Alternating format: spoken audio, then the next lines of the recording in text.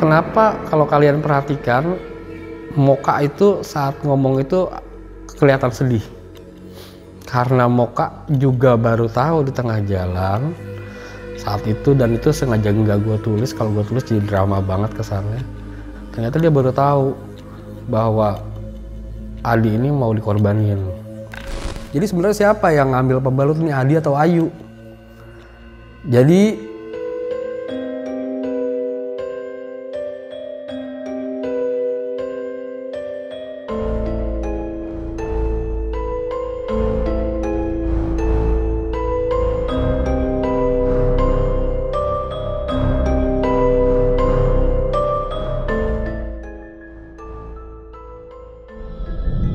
Om Mamat, obrolan malam Jumat. Kembali lagi bersama gua Fajar Aditya. Kali ini di Om Mamat Season 2.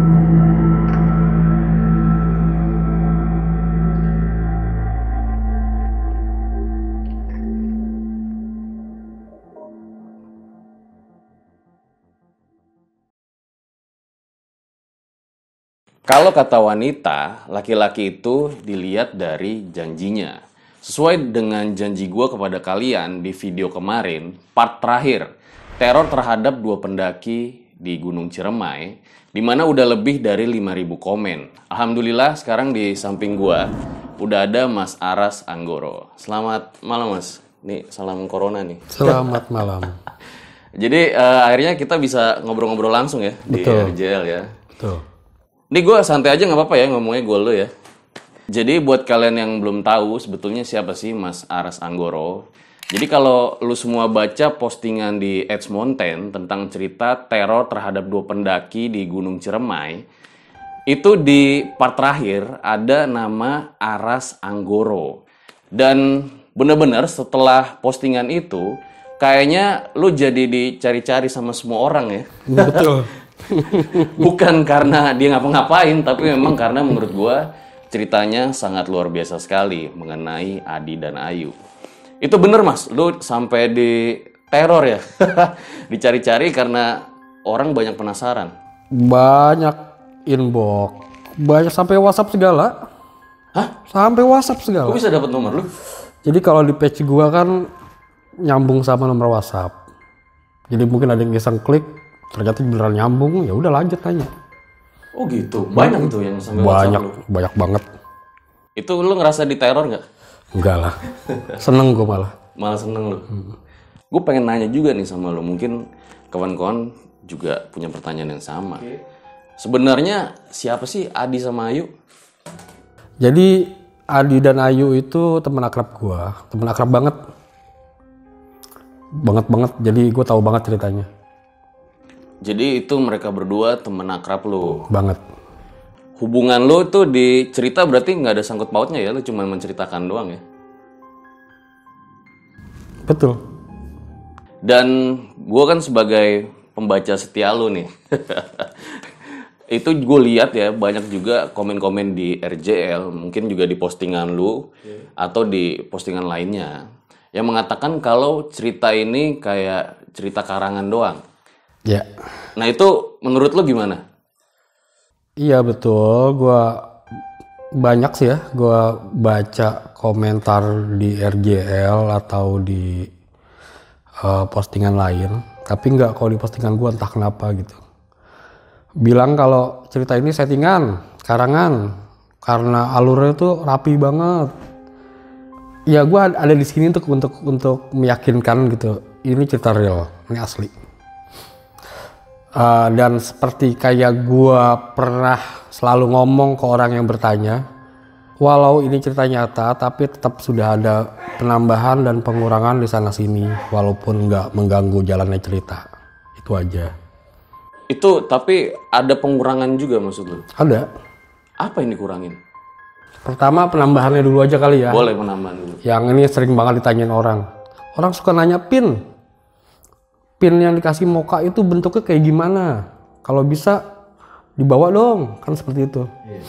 Ini gue jelaskan, jadi di cerita itu pin itu hanya tambahan dari gue, itu cuma bentuk keisengan gue aja. Aslinya nggak ada sama sekali. Hanya itu. yang gue tambahkan. Hanya pinnya yang lu tambahin? Hanya pin. Nah kalau pengurangannya? Kalau pengurangannya, apa yang gue kurangin dari cerita itu? Penampakan. Penampakannya gue kurangin. Hah? Penampakannya? Ah serius lu? Penampakan. Jadi banyak yang bilang, ini ceritanya nih karangan nih, fiktif. Karena penampakan hantunya terlalu masif. Itu dibanding cerita aslinya itu hanya 1/4. Wah gila sih. 3/4 udah gue hilangin. Kenapa kok lu sampai lu kurangin? Karena gue ambil poin-poin pentingnya aja sih, itu aja. Ini nggak dikurangin aja terus terang ya. Gue banyak baca komen, katanya dengkulnya pada lemes. Lihat cerita ini gimana kalau memang realnya berarti ya? Gue pun nulisnya lemes. Jujur fun fact, gue baca cerita ini karena emang gue suka baca cerita horor. Itu jam 1 malam, pada saat itu cerita lo udah habis. Itu bener loh, gue sampai lemes bacanya bener. Makanya gue langsung tertarik pengen bawa cerita ini ke RJL. Di samping memang ceritanya seru, karena memang juga banyak pesan dari cerita ini. Nah ini mungkin pertanyaan terakhir dari gue sebelum kita masuk ke pertanyaan netizen. Itu kan di akhir cerita seperti plot twist ya mas. Dimana pembaca itu jadi bertanya-tanya. Sebetulnya naik gunung ini Adi apa Ayu? Itu apakah nanti ada cerita lanjutannya lagi versi Ayunya? Apakah ada cerita lanjutan versi Ayu? Itu banyak pertanyaan, itu banyak banget itu. Jadi gue jawab aja di RJL ini. Nggak akan ada. Nggak akan ada versi Ayu. Karena versi Ayu sama persis dengan versi yang diceritakan Adi. Sama persis. Jadi bener-bener sama maksud lo? Bener-bener sama persis. Well, ini gue sebetulnya kecewa nih dengar jawaban ini karena nggak ada versi Ayunya. Lo ada niatan nggak? Tadi kan lo bilang ada pengurangan. Tambahan-tambahan itu nanti lo niat pengen lo ceritain atau lo keep aja? Kalau banyak permintaan ya pasti gue tulis lagi. Gue tulis versi lengkapnya nanti. Oke, jadi masih ada kemungkinan ya? Ada kemungkinan terus. Oke, gue rasa cukup pertanyaan dari gue karena memang pertanyaan dari netizen sangat banyak. Jadi langsung aja kita masuk ke Q&A pilihan dari tim RJ5.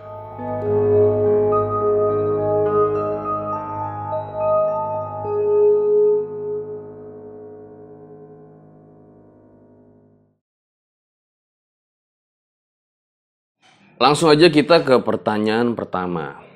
Dari M. Alfian nih mas. Saya tidak ingin bertanya apa-apa. Saya cuma minta doa supaya corona cepat hilang. Saya udah capek sekolah online, apalagi tinggal di kota metropolitan, pusatnya corona. Waduh. Jadi dia nggak mau nanya apa-apa mas. Tapi sepertinya ini dia mewakili keresahan semua pelajar online ya. Dimana dia sekolah lewat online. Amin. Semoga aja corona cepat hilang ya mas. Amin. Amin. Dari milenial Palala. Namanya lucu juga nih. Ayu cantik nggak? Iya. Bagaimana hubungan Adi sama Ayu setelah kejadian tersebut? Apakah pernah nanjak lagi setelah kejadian yang sangat menakutkan itu? Apa ada rasa suka atau mengaguminya? Oke. Gimana mas? Oke. Ayu cantik atau enggak? Ya relatif. Kalau buat gua ya cantik kali ya. Cantik ya? Bisa lo gambarin gak sih Ayu tuh kayak gimana? Ayu itu jilbab. Oh jilbab. Ayu itu pakai jilbab. Ayu pakai jilbab, tingginya 165, kulitnya nggak terlalu putih, pakai kacamata, ya standar lah. Oke, jadi lu udah punya gambaran tentang Ayu ya. Terus tadi apa lagi pertanyaannya? Bagaimana hubungan Adi sama Ayu setelah kejadian tersebut? Kalau yang dimaksud apakah Adi sama Ayu itu pacaran pada akhirnya, enggak pernah. Enggak. Mereka nggak pacaran sama sekali. Ada rasa suka atau mengagumi mungkin? Dari keduanya setelah kejadian ini? Kayaknya enggak deh. Ini Anda kebanyakan nonton drama Korea kayaknya nih. Pertanyaannya kayak begini. Lanjut aja kita ke pertanyaan selanjutnya. Tadi intermezzo. Kurang. Tadi ada Yang mana? satu pertanyaan itu. Apakah Adi sama Ayu pernah naik bareng lagi? Oh iya. Pernah. Pernah, tapi nggak pernah ke Ciremai lagi. Ya, Jadi pernah ya, Mas? pernah. Oke. Lanjut ke pertanyaan selanjutnya. Tadi intermezzo aja. Dari Kautsar JR. Bang, lu harus baca komen gua. Iya nih, gua baca nih. Asli ini plot twist menurut gue endingnya. Jadi ini kayak ruhnya si Adi yang berangkat naik lagi, tapi sebenarnya raga si Ayu yang berangkat. Benarkah seperti itu? Kemudian, jadi sebenarnya siapa kakek-kakek itu dan siapa Moka? Oke, ini pertanyaan yang sering ditanyain ya sama gue juga nih. Di akhir cerita Ayu itu ngomong kalau dia mau nyertain tentang perjalanannya naik ambil pembalut lagi. Kemudian Adi tuh kaget. Jadi sebenarnya siapa yang ngambil pembalut nih, Adi atau Ayu? Jadi sebenarnya dua-duanya mengalami pengalaman yang sama persis. Jadi yang diceritain Adi, dia di Cibunar, kemudian dia naik, kemudian sampai ke atas, kemudian balik lagi. Itu juga yang dialami oleh Ayu. Oh, jadi maksud lo, Ayu itu mengalami hal yang persis seperti Adi. Sama persis. Menurut pandangan Ayu. Menurut Ayu. Begitu juga Adi, dia merasa bahwa dia yang sebetulnya yang mengambil. Betul sekali. Tapi apakah benar nih kata dia, Mas, bahwa ruhnya Adi yang berangkat dan raganya Ayu yang berangkat sebetulnya? Agak sulit membuktikan. Jadi begitulah yang terjadi. Tapi kenapa bisa begitu ya, kita pun nggak pernah tahu. Ya intinya lu nggak tahu, tapi yang jelas mereka berdua bersih keras lah ya, bahwa mereka yang mengambil masing-masing. Betul. Masih dari orang yang sama. Jadi siapa sebenarnya kakek-kakek itu dan siapa Moka? Oke, ini juga pertanyaan yang banyak gue baca ya, masuk ke gue. Jadi siapa sebenarnya kakek putih yang menolong Adi? Gue tuh selalu menjawab, gue nggak tahu. Gue sama sekali nggak tahu. Kenapa gue nggak tahu? Karena nggak pernah ada perkenalan atau obrolan atau apapun. Jadi Adi atau Ayu ini nggak berani untuk bilang kalau si kakek ini, banyak yang bilang kalau kakek ini Sunan Gunung Jati misalnya, nggak berani. Jadi benar-benar nggak tahu. Oke, kemudian Moka? Kalau Moka, kemungkinan besar ya, beliau ini jin penunggu pos Condong Amis mungkin. Berbentuknya dilihatnya seperti pendaki biasa. Kalau yang dilihat sama Adi, persis seperti yang digambarkan di cerita. Berbentuk pendaki, manusia, kakinya napak di tanah, nggak ada yang aneh. Nggak ada yang aneh sama sekali. Banyak juga yang bertanya nih, sebenarnya gimana sih sejarahnya Bang Moka ini? Itu juga salah satu pertanyaan yang nggak bisa gue jawab. Karena yang gue tahu, selain kemunculannya di sini, gue tuh sama sekali nggak tahu, atau Adi atau Ayu sama sekali nggak tahu tentang sejarah beliau. Oke. Semoga aja dapat menjawab rasa penasaran kalian. Kita lanjut ke pertanyaan selanjutnya.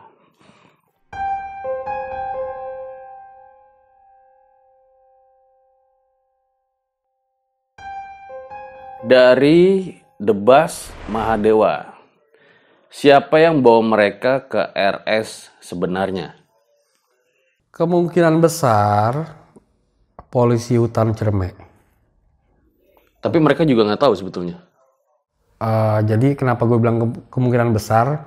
Jadi Adi ini sempat nanya siapa yang bawa dia berdua tuh ke rumah sakit. Jadi orang-orang rumah sakit bilang nih polisi hutan.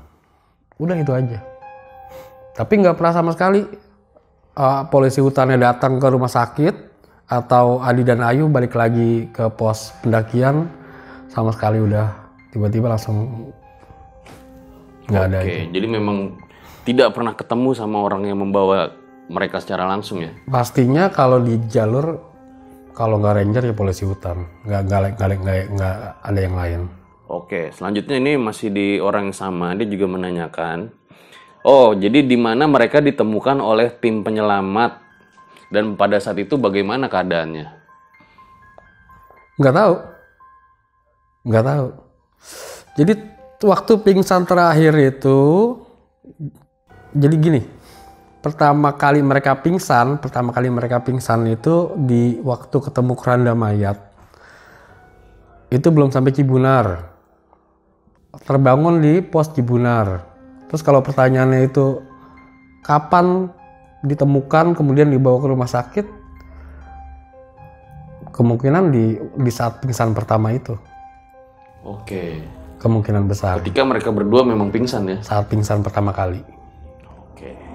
Dari Muhrisal, apakah setelah kejadian itu mereka kembali ke sana berterima kasih kepada Mak Encep dan mengunjungi Bang Moka? Jawabannya semenjak kejadian itu sama sekali nggak pernah sampai sekarang ke Ciremai. Sama sekali nggak pernah. Kemudian ada pertanyaan tadi untuk berterima kasih sama Mak Encep. Sepertinya baik Mak Encep atau bapak di pos Cibunar ataupun warga lain di pos Cibunar itu bukan manusia. Yang dalam cerita itu ya manusia cuman Adi dan Ayu ya? Dan beberapa pendaki yang lain. Oke. Kemudian ada dari Risa Ajeng. Bang, hadirin Adi sama Ayu dong. Biar mereka jelasin langsung gimana kejadiannya. Gimana nih Mas? Bisa nggak Adi sama Ayu langsung hadir? Ini jelas gak bisa. Kenapa tuh Mas? Jadi waktu gua ini menuliskan ini, kan tentunya gua bertanya dong sama Ayu dan Adi. Kalau ada yang nanya sosmed lu gimana? Jangan kasih tahu. Nama pun disamarkan. Oh ya, Adi dan Ayu itu bukan nama asli, bukan nama sebenarnya. Jadi mereka benar-benar nggak mau dipublish. Jadi pasti nggak mau datang ke sini. Kalau boleh tahu alasannya kenapa Mas? Malu. Kalau buat mereka kejadian itu aib. Oh karena iya. Aib buat Perilaku mereka. sembarangnya mereka ya. Oke. Kemudian ada dari Muhammad Rizky Adi Fauzi. Kenapa alasan Nyilinggi ingin mengawinkan anaknya dengan Adi? Hah? Anak Nyilinggi siapa? Gue paham sih maksudnya. Gimana Gini ya. Jadi Adi itu disuruh naik lagi ambil pembalut karena Ayu yang sedang kesurupan itu salah satu yang masuk ke tubuhnya itu bilang kalau mau selamat pembalut harus diambil. Tapi nggak sesederhana itu ternyata. Jadi bukan cuma ngambil pembalut pulang sembuh. Jadi itu pelajaran juga buat kita. Jadi kita tuh nggak boleh percaya sama setan. Ternyata Nyilinggi itu bukan itu niatnya. Niatnya itu ngambil Adi untuk dijadikan untuk dikawinkan. Tapi bukan sama anaknya kan? Nggak ditulis itu sih. Iya makanya itu yang jadi pertanyaan. Oke, next. Ada dari Hendrik Setiawan. Apakah akhirnya mereka menikah? Atau jangan-jangan cuma dianggap teman? Wah, ini kayaknya friendzone nih. Apakah Adi dan Ayu akhirnya menikah? Enggak sama sekali. Cuma temenan aja. Berarti memang ya temenan aja ya? Sampai sekarang temenan aja. Oke. Dari Muhammad Ismail Fauzan. Wah, ini gue suka nih pertanyaannya nih. Bang, tanyain, sekarang dia udah rajin sholat 5 waktu belum sesuai janjinya? Kalau dia selamat dari Gunung Ciremai, dia bakalan tobat sejadi-jadinya. Nah ini gimana Mas? Sesuai janji ya? Iya dia tobat. Dia sholat 5 waktu. Walaupun sering bolong. Tapi dia tetap sholat. Tapi seenggaknya ada perbaikan-perbaikan lah Oh yang jelas. dilakukan ya. Ya, mantap. Ya, ini mungkin pertanyaan terakhir dari YouTube ya. Villa Ulfa. Pertanyaan saya, wah ada 7 nih. Kayaknya dia penasaran banget nih mas. Ini kita ambil 2 aja ya, karena kebanyakan nih kalau 7. Yang pertama, siapa Moka sebenarnya? Kenapa dia bisa dikubur di gunung itu? Siapa Moka sebenarnya? Tadi sepintas sudah gue jawab sih tadi di depan ya. Kalau orang banyak yang nanya sama gue, Moka ini sebenarnya siapa? Sejarahnya gimana? Dia mati di situ, dikubur di situ. Jadi selain kemunculannya di cerita ini, kalau orang nanya sejarah Moka, kita pun nggak tahu, sama sekali nggak tahu. Yang gue tahu cuma dia muncul di situ, nolong, selesai. Udah. Tapi benar dia dikubur di gunung itu mas? Gue juga nggak bisa memastikan. Jadi apakah kuburan yang dipegang tulisan MOKA itu benar ada di alam nyata atau di alam gaib pun nggak bisa dipastikan gitu. Tapi kalau emang benar di Linggarjati itu ada beberapa kuburan tua. Cuma karena kalau yang pingin tahu ya mending langsung ke sana. Tapi kalau ditanya apakah itu kuburan Moka, kita sama sekali nggak tahu. Oke, baik. Kemudian yang kedua nih. Siapa kakek dan nenek yang nolongin Adi sama Ayu? Nah, kalau kakek kan udah dijawab tadi. Nah, kalau neneknya ini siapa nih? Nenek Mak Encep ya. Iya, Mancep. Jadi Mak Encep dan bapak-bapak dan warga-warga yang ada di Cibunar itu kayak gue bilang tadi, mereka bukan manusia yang jelas. Kalau ditanya itu mereka siapa, sekali lagi jawabanku sama, gue nggak tahu. Gue nggak tahu sama sekali. Dan itu masih menjadi misteri sampai dengan hari ini ya? Betul, masih misteri terus. Kemudian nih dari Instagram, karena kemarin gue sempat posting kan di IG buat kalian yang punya Q&A, langsung aja tanya. Nah ini dari Nita R. Kenapa Ayu buang pembalut di gunung? Kan biasanya tiap gunung ada peraturan dan larangan tersendiri. Apa dia tidak baca? Oke.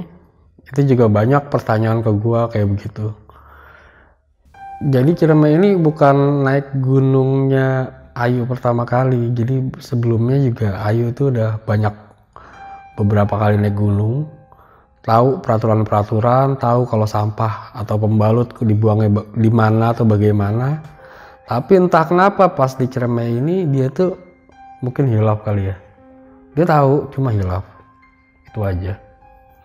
Dan dia akhirnya tidak menduga mungkin ya tindakannya akan menjadi seperti ini ya. Jelas pasti. Itu tadi pertanyaan dari netizen. Ini ada satu pertanyaan nih dari kru RJL ya. Lu mau nanya apa tadi bro? Nah ini gue sempat baca-baca juga ya dari komen-komen di YouTube yang banyak itu. Banyak yang nanyain keterangan waktu. Kan Adi di cerita itu kan naik sampai berhari-hari ya. Terus pas di rumah sakitnya itu dia berhari-hari juga pas sadar atau gimana? Kan dia waktu itu kan ingat pekerjaan, apakah setelah sadar dia dipecat atau gimana tuh mas waktunya? Oke, jadi supaya soundnya kedengeran ya, gue ulangin lagi pertanyaannya. Jadi dia nanya mengenai keterangan waktu. Sebetulnya itu mereka naik berapa malam, terus di rumah sakit berapa malam, dan apakah akhirnya mereka berdua dipecat atau gimana? itu juga banyak juga pertanyaan kayak gitu yang masuk ke gua. Jadi waktu pertama kali mereka Adi bangun di Cibunar itu ternyata sudah pingsan 2 hari, 3 hari gitulah ya.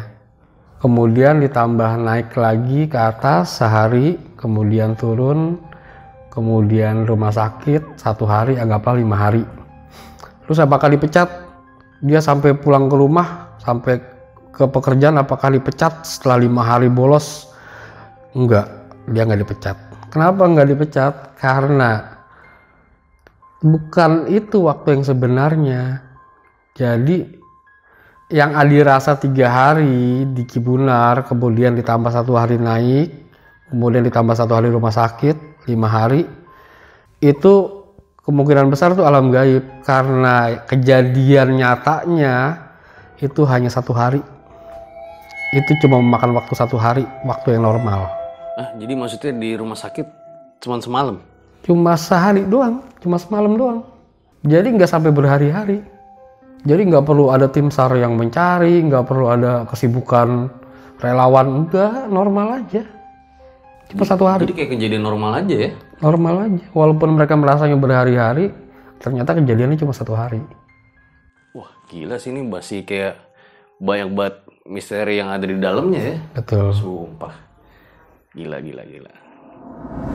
Oke, gue juga ada yang mau gue tambahkan. Jadi banyak pertanyaan yang masuk ke gue yang nggak ada lo tanyain tadi ya. Salah satunya apa sih? Kan penjagaan harimau. Jadi ada harimau yang menjaga. Kemudian Pada saat Adi naik itu ya? pada saat Adi naik. Jadi karena supaya nggak diganggu sama kalong wewe itu ada 2 harimau kiri kanan yang menjaga. Jadi si Moka ini bilang itu nggak gratis, jadi ada gantinya, ada yang harus dibalas, diganti untuk penjagaan harimau itu. Nah di cerita itu gue nggak pernah menjelaskan sama sekali sebenarnya apa sih gantinya tuh apa gitu. Gue nggak pernah menjelaskan. Jadi di sini gue mau jawab karena banyak juga yang nanya. Buat ganti penjagaan harimau itu, ternyata harimau itu harimaunya Nyilinggi. Gue nggak pernah menuliskan di situ. Jadi harimau itu harimau Nyilinggi. Dia ngejaga sampai atas selamat. Kemudian apa? Apa nih sebagai gantinya? Gantinya itu Adi sampai atas, sampai Batu Lingga, dia akan diunduh mantu sama Nyilinggi. Itu maksudnya kenapa harus dijaga. Kenapa kalau kalian perhatikan Moka itu saat ngomong itu kelihatan sedih. Karena Moka juga baru tahu di tengah jalan saat itu, dan itu sengaja nggak gue tulis. Kalau gue tulis jadi drama banget kesannya. Jadi Moka itu yang dia tahu, dia cuma bantu naik, ambil pembalut, turun, selesai. Ternyata enggak. Ternyata dia baru tahu bahwa Adi ini mau dikorbanin. Makanya di situ dia mimiknya agak sedih. Dan kalau diperhatikan juga tuh ada perubahan karakter sebenarnya dari yang tadinya dia santai, cuma ketawa-ketawa aja, di pertengahan gunung ke atas tuh dia mulai serius. Udah nggak ketawa-tawa. Karena ini urusannya hidup mati Adi. Oke, jadi berarti Moka pada awalnya hanya berpikir bahwa ia membantu Adi untuk mengambil pembalut tersebut. Betul. Tapi setelah di tengah jalan dia baru tahu kalau ternyata Adi ingin dikawinkan lah ya. Dengan Nyilinggi. Tapi pada akhirnya kan Nyilinggi bilang di cerita itu kan mati. Nah itu kenapa berubah lagi, Mas? Ya itu dia. Jadi di saat sampai atas tuh seharusnya mungkin ya Adi ini mau diunduh mantu. Kayak yang terbersit di cerita, walau gua nggak nulisnya nggak terlalu jelas, itu gagal karena keburu dibawa kabur sama Moka. Jadi karena udah ngunduh mantu udah gagal, lebih baik dimatiin. Oke, jadi memang Moka di sini perannya sangat luar biasa ya. Jadi emang beneran Adi sama Ayu tuh harus terima kasih banyak sama Moka. Baru setelah itu datang tuh Mancep sama kakek-kakek ya. Betul, baru kemudian turun Adi, Mancep, dan Moka. Kemudian ada juga yang bertanya, terus gimana kelanjutan Nyilinggi sama kakek itu? Kita nggak tahu. Ya wallahu alam ya. Kita nggak pernah udah tahu. turun ya. Betul. Itu aja.